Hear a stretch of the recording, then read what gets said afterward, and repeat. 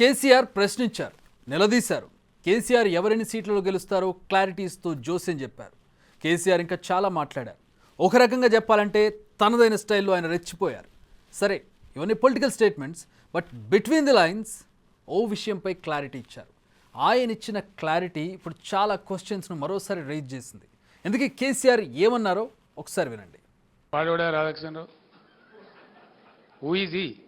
DCP sir, DCP. నాకు తెలియదు, నీకు అంత తెలుసా? నీకు ఆయన రాష్ట్రంలో 100 మంది డీసీపీలు ఉంటారు, వాడు కూడా ఒక్కరి పేరు పట్టుకుని ఉన్నాను అడిగింది. నాకు అర్థం కాదు. తలా తోకలేని ప్రశ్న అది. అసలు ఆ ఫోన్ ట్యాపింగ్ ఏదైనా మీకు పిచ్చి పట్టుకున్నది. కానీ ముఖ్యమంత్రికి ఫోన్ ట్యాపింగ్ ఏమైనా సంబంధం ఉంటారా? రాహుల్, ఇంత పెద్ద సీనియర్ లీడరు. ముఖ్యమంత్రి gets reports from the intelligence department. వాడు ఎట్లా తీసుకొచ్చిన రిపోర్ట్ మాకెట్లా తెలుస్తుంది? నాకు అర్థం కాదు. వాడు ట్యాపింగ్ చేసిండా, టూపింగ్ చేసిండా, డబ్బులు ఇచ్చిండా, ఇంకేదైనా రహస్య వ్యవస్థ పెట్టుకున్నా మాకు ఎందుకు తెలుస్తుంది? అదో ఇష్యూ అవా ఇంత సిల్లీ? ఆ గవర్నమెంట్ ఎంత సిల్లీ ఉన్నదో మీరు కూడా అట్లా తయారైపోయిన పూర్తిగా.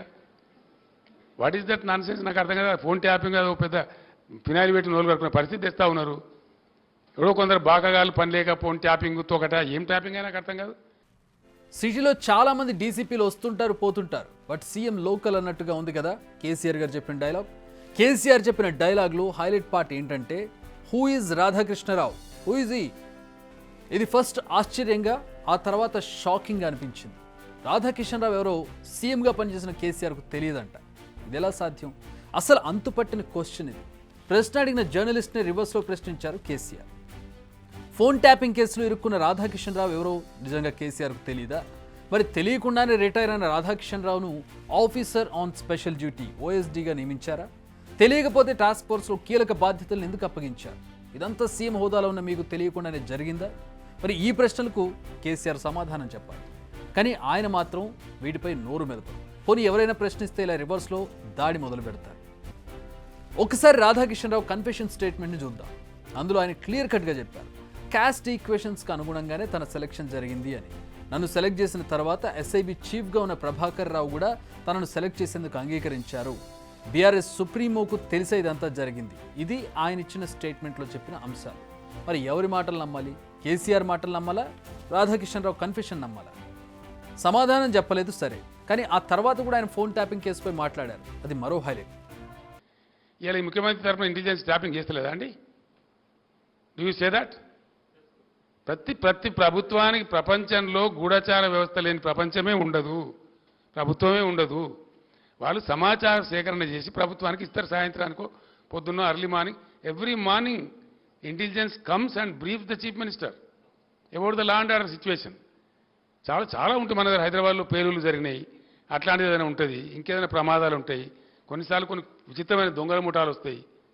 అట్లాంటివన్నీ కూడా సమాచారం సేకరించి ఇస్తూ ఉంటారు. ఏం చేయాలో చెప్తారు. దాన్ని బట్టి గవర్నమెంట్ ఏంటంటే వివిధ శాఖల అధికారులకు అప్రమత్తం చెప్పి కల్తీ విత్తనాలు ఉంటుంది, దాని మీద కూడా ఇస్తారు. వాళ్ళు ట్యాపింగ్ చేస్తాడా, టూపింగ్ చేస్తాడా మాకేం తెలుస్తుందా? నాకు అర్థం కాదు. No minister is concerned with that, no chief. అసలు కన్సర్న్ ఉండదు. We are only concerned with the reports given by the intelligence. Revanth సర్కార్ ట్యాపింగ్ చేయడం లేదా? ఇది దబాయింపుతో కూడిన అంగీకారంలా కనిపిస్తోంది. ఎందుకంటే ఇప్పుడు రేవంత్ రెడ్డి ప్రభుత్వం ట్యాపింగ్ చేయడం లేదా అని ప్రశ్నిస్తున్నారు కేసీఆర్. అంటే అప్పుడు మీరు చేశారని చెప్పకని చెబుతున్నట్టుంది ఆయన స్టేట్మెంట్. అంతేకాదు, దీన్ని నమ్మేలా మరో స్టేట్మెంట్ కూడా ఇచ్చారు కేసీఆర్. ఏదో మీరు పెద్ద భ్రమలో ఉన్నారు. పోలీసులు ఎప్పుడు ఫోన్ ట్యాపింగ్ చేసినా బాజాప్తాగా టెలిగ్రాఫ్ యాక్ట్ ప్రకారం, 1869 టెలిగ్రాఫ్ యాక్ట్ ప్రకారం బాజాప్తా రాష్ట్ర హోమ్ సెక్రటరీ పర్మిషన్ తీసుకొని చేస్తారు. పర్మిషన్ లేకుండా చెయ్యరు. ఇది ఇంగితమైన ప్రతి ఒక్కరికి తెలుసు. తర్వాత తీసుకున్న దాన్ని డిమాలిజ్ చేయొచ్చని కూడా ఉంది ఆ చట్టంలో. ఒక నిర్ణీత వ్యవధి తర్వాత వాళ్ళు సేకరించిన సమాచారాన్ని డిమాలిజ్ చేయొచ్చని కూడా అదే యాక్ట్లో ఉంది. ఇది తెలియకుండా అదేదో పెద్ద భయంకరమైన వ్యవహారం అన్నట్టు, దాని ఏదో తోకమట్టం ఏదో కొండందో వెలకబట్టుకున్నాం అన్నట్టు ఏమి బట్టి ట్రాష్ గ్యాస్ దాంతో ఏం అయ్యేది. మీరు ఆ భ్రమలు ఉండకండి. పర్మిషన్ తీసుకుని చేస్తారు, దీంతో జరిగేదేం లేదు. హోమ్ సెక్రటరీ పర్మిషన్ తీసుకుని పోలీసులు ఫోన్ ట్యాపింగ్ చేస్తారు. చేసిన తర్వాత దాన్ని డిమాలిష్ చేసే హక్కు కూడా పోలీసులకు ఉంది. ఇది టెలిగ్రాఫ్ యాక్ట్లోనే ఉంది. ఇవన్నీ కేసీఆర్ స్టేట్మెంట్సే. కేసీఆర్ మాట్లాడిన మాటలన్నీ ఒక ఆర్డర్లో చూద్దాం. ఫస్ట్, రాధాకిషన్రావు ఎవరు అన్నారు.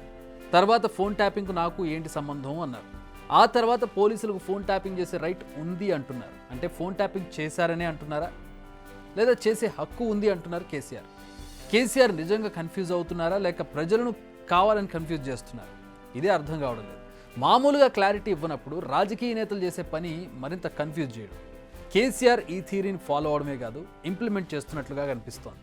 ప్రస్తుతం ఎన్నికల టైం కాబట్టి ఫోన్ ట్యాపింగ్ కేసు ఎక్కువగా చర్చకు రావడం లేదు. వన్స్ ఎలక్షన్ ముగిసిన తర్వాత ఈ పంచాయతీ మరింత పీక్స్కు చేరడం ఖాయంగా కనిపిస్తోంది.